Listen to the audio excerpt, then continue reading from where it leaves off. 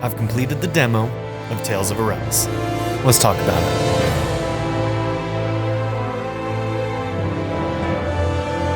So, the short of it is that I'm a newcomer to the series, and this demo was awesome. It was great. So, to give you some background on my experience with the Tales of series, it's not very extensive.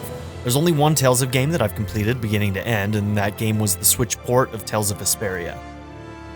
Frankly, I thought the game was pretty good. It had what I would call an average JRPG story, and it had a cast that I would consider slightly below average for what I like and prefer, but the thing that really kept me going the most in that game was probably the fast-paced and well-implemented battle system.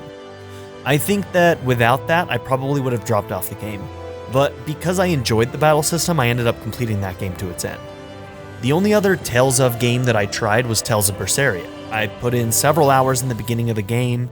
I got to a snowy town near the start and ended up just stopping. It was kind of a slow intro to the game, but it was packed full of some really intriguing plot that I quite enjoyed, if I'm being honest. I must have gotten really busy with work at the time, which probably led to me just stopping playing it, and I haven't returned since. So those are the only two experiences I've had with Tales of, and neither of them have been very recent. So here comes a new entry, Tales of Arise, and let's be honest, every single trailer that dropped for this game was screaming budget, and it looked really, really good. It looks like Bandai Namco threw a lot of money at this one, and it really shows. I knew pretty much immediately that this was an entry that I was going to want to try. So at this point, I've played the demo. I've gotten a taste for what this game will have in store and what it's going to offer us, and honestly, I'm 100% in on it. During the demo, I got to experience two big boss battles. I played as three characters, Kisara, Alphen, and a tiny bit with Dohalim. And I died only one time against the first boss I went up against. All of this was played on hard difficulty. I was also playing this game on PlayStation 5 in performance mode, which means that it was running at 60 FPS, somewhere between 2K resolution and 4K resolution. This is according to the analysis done by Digital Foundry. They found that it is a dynamic resolution between 2K and 4K in the 60 FPS performance mode.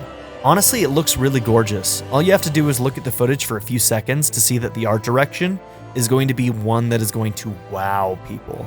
I honestly can't wait to see what other locales we experience in the game and what other visuals we get to see, because it's going to be quite stunning if the trailers and this demo are anything to go by.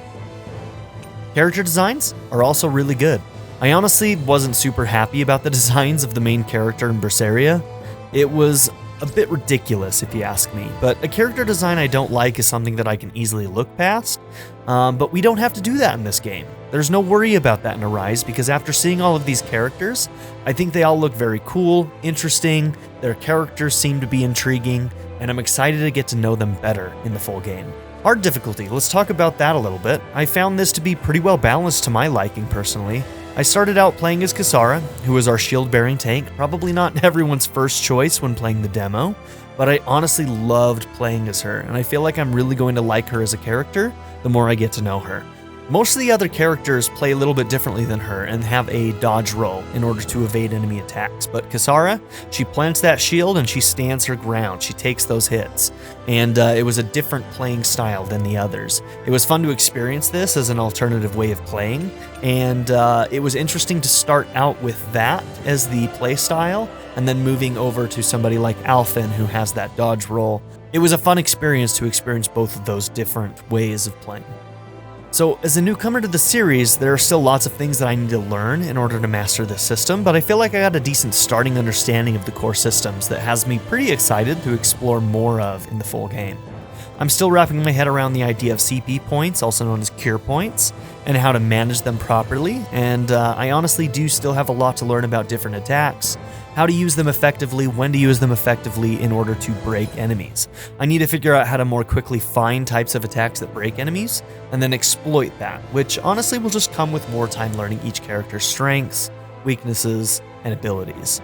Once I understand that better, I'll more easily be able to figure out which characters I should be using when, against which types of enemies in order to properly break them and take care of them in a much quicker fashion.